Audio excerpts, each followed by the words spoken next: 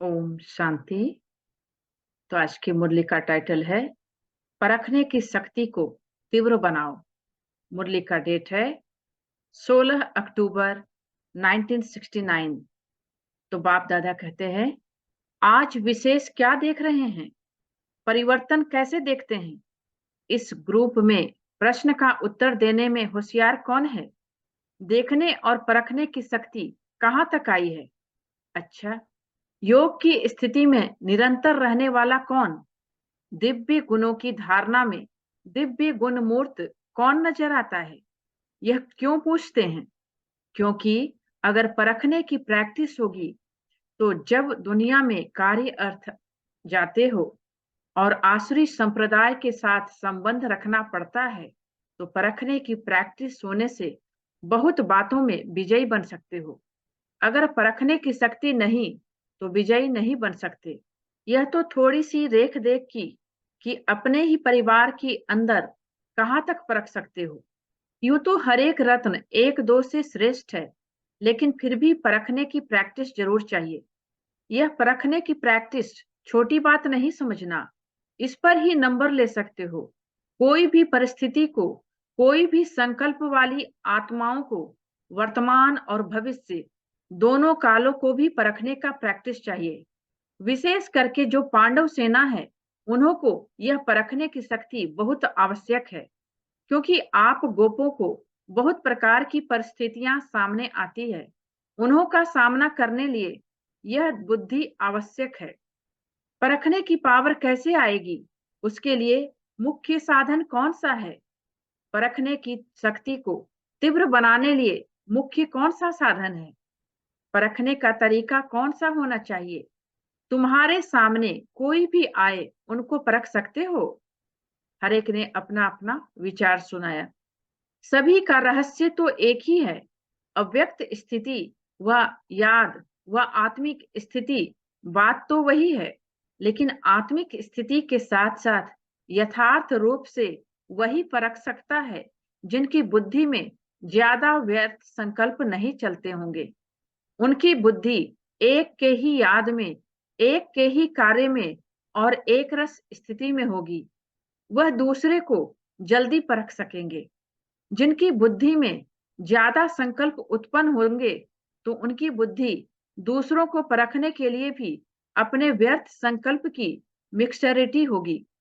इसलिए जो जैसा है वैसा परख नहीं सकेंगे। तो मूल रहस्य निकला, बुद्धि की सफाई। जितना बुद्धि की सफाई होगी, उतना ही योग युक्त अवस्था में रह सकेंगे। यह व्यर्थ संकल्प और विकल्प जो चलते हैं, वह अव्यक्त स्थिति होने में विघ्न है। बार बार इस शरीर के आकर्षण में आ जाते हैं। उसका मूल कारण है बुद्धि की सफाई नहीं है। बुद्धि की सफाई अर्थात बुद्धि को जो महामंत्र मिला हुआ है, उसमें बुद्धि मगन रहे। एक की याद को छोड़ अनेक तरफ बुद्धि जाने के कारण शक्तिशाली नहीं रहते। वैसे भी जब बुद्धि बहुत कार्य तरफ लगी हुई होती है, तो अनुभव किया होगा, बुद्धि में वीकनेस, थकावट महसूस होती है और जो भी है यथार्थ रूप से निर्णय नहीं कर सकेंगे। इस रीति व्यर्थ संकल्प, विकल्प जो चलते हैं, यह भी बुद्धि को थकावट में लाते हैं। थकी हुई कोई भी आत्मा न परख सकेगी, न निर्णय कर सकेगी। कितना भी होशियार होगा, तो थकावट में उनके परखने, निर्णय करने में फर्क पड़ जाता है। सारा दिन इन संकल्पों से बुद्धि थकी हुई होने कारण निर्णय करने की शक्ति में कमी आ जाती है, इसलिए विजयी नहीं बन सकते। हार खाने का मुख्य कारण यह है, बुद्धि में सफाई नहीं है। जैसे उन्हों की हाथ की सफाई होती है ना, आप फिर बुद्धि की सफाई से क्या कर सकते हो? वह हाथ की सफाई से झट से बदल देते हैं, देरी नहीं लगती। इसलिए कहते हैं जादूगर। आप में भी बदलने का जादू आ जाएगा। अभी बदलने सीखते हो, लेकिन जादू के समान नहीं बदल सकते हो, अर्थात जल्दी नहीं बदल सकते हो। समय लगता है। जादू चलाने के लिए जितना समय जिसको मंत्र याद रहता है, उतना उसका जादू सफल होता है। आपको भी अगर महामंत्र याद होगा, तो जादू के समान कार्य होगा। अब इसी में देरी है, तो अब इस भट्ठी से क्या बनकर निकलेंगे? जादूगर। अगर इतने जादूगर भारत के कोने-कोने में छा जाएंगे तो क्या हो जाएगा? 1 मास के अंदर कुछ और नजारा देखने में आएगा। अब तो तैयारी करनी पड़ेगी ना। अगर इतने जादूगर बदलने का कार्य शुरू कर देंगे, तो फिर क्या करना पड़ेगा? ऐसी कुछ नवीनता आप भी देखना चाहते हो और बाप दादा भी चाहते हैं। ऐसा आवाज फैल जाए कि यह कौन कहां से प्रकट हुए हैं। ऐसे महसूस हो कि एक एक स्थान पर कोई अलौकिक आत्मा अवतरित होकर आई है। एक अवतार इतना कुछ कर सकता है, तो यह कितने अवतार हैं? यहाँ से जब जाओ तो ऐसे ही समझकर जाना कि हम इस शरीर में अवतरित हुए हैं ईश्वरीय सेवा के लिए। अगर यह स्मृति रखकर जाएंगे तो आपके हर चलन में अलौकिकता देखने में आएगी।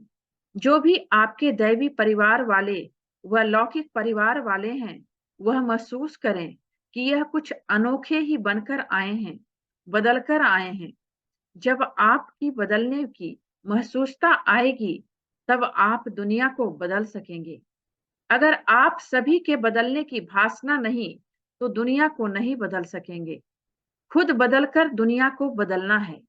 ऐसे ही समझकर चलना कि निमित्त मात्र इस शरीर का लोन लेकर ईश्वरीय कार्य के लिए थोड़े दिन के लिए अवतरित हुए हैं। कार्य समाप्त करके फिर चले जाएंगे। यह स्मृति लक्ष्य रख करके ऐसी स्थिति बनाकर फिर चलना। यह बगीचा है। बाप दादा चैतन्य बगीचे में आते हैं तो कुछ वाणी से खुशबू लेते हैं, कुछ नैनों से, कुछ मस्तक के मणि से। हरेक के मस्तिष्क के मणि की चमक बाप दादा देखते हैं। ऐसे ही अगर आप सभी भी मस्तिष्क के मणि को ही देखते रहो, तो फिर यह दृष्टि और वृत्ति शुद्ध सतो प्रधान बन जाएगी। दृष्टि जो चंचल होती है, उसका मूल कारण यह है। मस्तिष्क के मणि को न देख शारीरिक रूप को देखते हो। रूप को न देखो, लेकिन मस्तिष्क के मणि को देखो। जब रूप को देखते हो, तो ऐसे ही समझो कि सांप को देख रहे हैं। सांप के मस्तिष्क में मणि होती है ना, तो मणि को देखना है, न कि सांप को। अगर शरीर भान में देखते हो, तो मानो सांप को देखते हो। सांप को देखा और सांप ने काटा। सांप तो अपना कार्य करेगा। सांप में विष भी होता है। कोई कोई विशेष सांप होते हैं जिनमें मणि होती है। आप गोपों को सांप को कैसे मारना है, क्या करेंगे? आप सांप को देखते हुए भी सांप को न देखो, मणि को ही देखो। मणि को देखने से सांप का जो विष है, वह हल्का हो जाएगा। अगर शरीर रूपी सांप को देखा, तो फिर उनके बन जाएंगे, उन समान बन जाएंगे। लेकिन मणि को देखेंगे तो बाप दादा के माला के मणि बन जाएंगे। या तो बनना है सांप के समान, या तो बनना है माला की मणि। अगर मणि बनना है तो देखो भी मणि को। फिर जो यह कंप्लेन है, वह बदलकर कंप्लीट हो जाएगी। सिर्फ बुद्धि की परख से कहाँ कंप्लेन, कहाँ कंप्लीट, रात दिन का फर्क है। लेकिन सिंधी भाषा में लिखेंगे तो सिर्फ 2 बिंदियों का फर्क है। यहाँ भी ऐसे है, 2 बिंदी, एक स्वयं की, एक बाप दादा की। यह 2 बिंदी ही याद रहे तो कंप्लेन की बजाय कंप्लीट हो जाए। इसलिए आज से यह प्रतिज्ञा अपने आप से करो। बाप दादा के सामने तो बहुत प्रतिज्ञाएं की है, लेकिन आज अपने आप से प्रतिज्ञा करो कि अब से लेकर सिवाय मणि के और कुछ नहीं देखेंगे, और खुद ही माला के मणि बन करके सारे सृष्टि के बीच चमकेंगे। जब खुद मणि बनेंगे तब चमकेंगे। अगर मणि नहीं बनेंगे तो चमक नहीं सकेंगे। जब प्रतिज्ञा करेंगे तब ही प्रत्यक्षता होगी। अपने आप से पूर्ण रूप से प्रतिज्ञा नहीं कर पाते हो, इसलिए प्रत्यक्षता भी पूर्ण रूप से नहीं हो पाती है। प्रत्यक्षता कम निकलने का कारण अपने आप से प्रतिज्ञा की कमी है। अभी अभी बोलते हो फिर अभी-अभी भूलते हो। लेकिन अब प्रतिज्ञा के साथ-साथ यह भी निश्चय करो कि प्रत्यक्षता भी लाएँगे, तब आपकी प्रतिज्ञा प्रत्यक्षता कर दिखाएगी। पांडव सेना है, ज्ञानी तू आत्मा, और शक्ति सेना है, स्नेही तू आत्मा। जो स्नेही हैं, वह योगी हैं। अभी तो एक-एक पांडव के मस्तक में उमंग उत्साह झलक रहा है। यह उमंग और उत्साह एक रस सदा रहे। मेहनत जो ली है, उसका फल दिखाना है। अगर मेहनत ली हुई यहाँ चुकतू नहीं करेंगे, तो फिर सतयुग में वह मेहनत का फल देना पड़ेगा। इसलिए जो मेहनत ली है, उसे भरकर देना। हर एक सेवा केंद्र से यह समाचार आना चाहिए, यह कुमार तो अवतरित होकर के इस पृथ्वी पर पधारे हैं। ऐसा समाचार जब आए, तब समझो कि फल निकल रहा है। अभी स्थिति की आवश्यकता है। जैसे बाप दादा लोन लेकर आते हैं ना, अभी तो दोनों ही लोन लेते हैं। थोड़े समय के लिए आते हैं। किस लिए? मिलने के लिए। वैसे ही आप सभी भी समझो कि हम लोन लेकर सर्विस के निमित्त आए हैं, थोड़े समय के लिए। जब ऐसी स्थिति होगी, तब बाप का प्रभाव दुनिया के सामने आएगा। दोनों ही हिसाब ठीक किया है या लेने का किया है, देने का नहीं। 6 मास तक एक रस रहेंगे ना, कि 15 दिन के बाद लिखेंगे, चाहते तो हैं, लेकिन क्या करें, यह हो गया। ऐसी कोई भी कंप्लेन नहीं आए, फिर तो दीदी का काम हल्का हो जाएगा। आप खुद भारी होंगे, तो सारा कार्य भारी हो जाएगा। बाप दादा की आशा कहे, वह शुद्ध संकल्प कहे, यही रहता है और रहेगा ही कि एक एक नंबर 1 हो। लेकिन सारे कल्प के अंदर जो अब की स्थिति बनाएंगे, वह तो अब के हिसाब से नंबर 1 है ना। जो वास्तविक संपूर्ण स्टेज है, इसके लिए कह रहे हैं। सभी यही लक्ष्य रखे कि हम नंबर 1 जाएंगे। यह नहीं सोचना कि सभी कैसे नंबर 1 जाएंगे। इसमें महादानी नहीं बनना है। 2 बातें मुख्य याद रखना है कि एक तो मनी को देखना, देह रूपी सांप को न देखना, और दूसरी बात, अपने को अवतरित समझो। इस शरीर में अवतरित होकर कार्य करना है। और एक स्लोगन सदा याद रखना कि जो बाप दादा कहेंगे, जो कराएंगे, जैसे चलाएंगे, वैसे ही करेंगे, चलेंगे, बोलेंगे, देखेंगे। यह है पांडव सेना का मुख्य स्लोगन। जो कहेंगे वे सोचेंगे, और कुछ सोचना नहीं है। इन आंखों से और कुछ देखना नहीं है। आंखें भी दे दी ना, पूरे परवाने हो ना। परवाने को समा बिगर और कुछ देखने में आता है क्या? आपकी आंखें और क्यों देखती? जब और कुछ देखते हैं, तो धोखा देती है। अपने को धोखा न दो। इसके लिए परवानों को सिवाय समा के और किसी को नहीं देखना है। संपूर्ण अर्थात पूरा परवाना है। यह है छाप। रिजल्ट तो अच्छी है, लेकिन उसको अविनाशी रखना है। जब जैसे चाहे वैसी स्थिति बना सकें, यह मन को ड्रिल करानी है। यह जरूर प्रैक्टिस करो। 1 सेकंड में आवाज में, 1 सेकंड में फिर आवाज से परे, 1 सेकंड में सर्विस के संकल्प में आए, और 1 सेकंड में संकल्प से परे स्वरूप में स्थित हो जाए। इस ड्रिल की बहुत आवश्यकता है। ऐसे नहीं कि शारीरिक भान से निकल ही न सके। 1 सेकंड में कार्य प्रति शारीरिक भान में आए, फिर 1 सेकंड में अशरीरी हो जाए। जिसकी यह ड्रिल पक्की होगी, वह सभी परिस्थितियों का सामना कर सकते हैं। जैसे शारीरिक ड्रिल सुबह को कराई जाती है, वैसे यह अव्यक्त ड्रिल भी अमृत वेले विशेष रूप से करना है।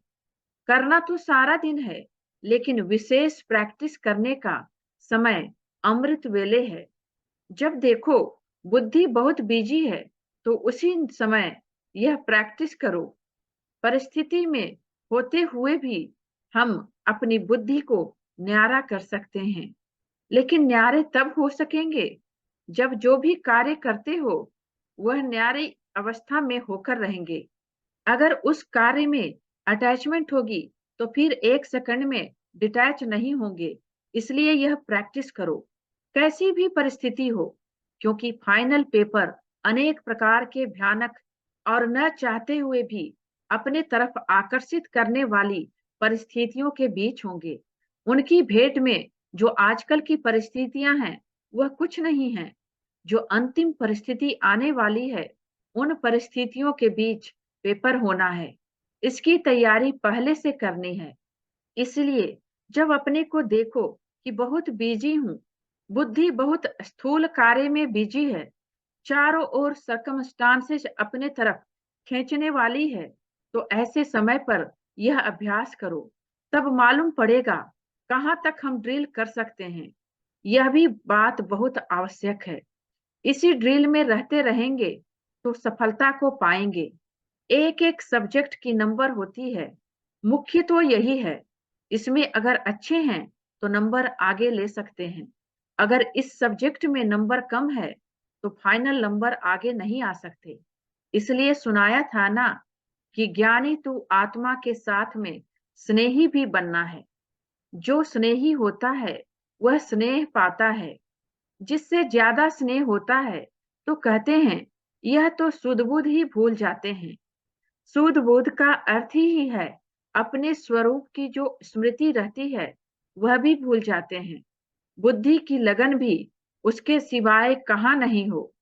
ऐसे जो रहने वाले होते उनको कहा जाता है स्नेही। इस ग्रुप का विशेष गुण यही है कि सभी बातों को सीखने और धारण करने और आगे के लिए भी अपने को उसमें चलाने के लिए चात्रक हैं। चात्रक बने हो लेकिन साथ में चरित्रवान भी बनना है। चात्रक है, यह इस ग्रुप की विशेषता है। लेकिन चात्रक का कार्य होता है उसके प्यासी रहना। यह चित्र चरित्र में देखें, तब फिर चात्रकों के साथ में पात्र भी कहेंगे।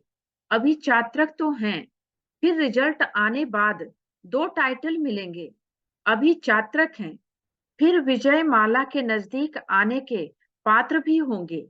जो स्लोगन सुनाया और जो भट्टी की छाप सुनाई, उनको कायम रखेंगे तो दोनों ही गुण आ जाएंगे। अच्छा, ओम शांति। तो थैंक यू बाबा का और थैंक यू आप सबका। ओम शांति।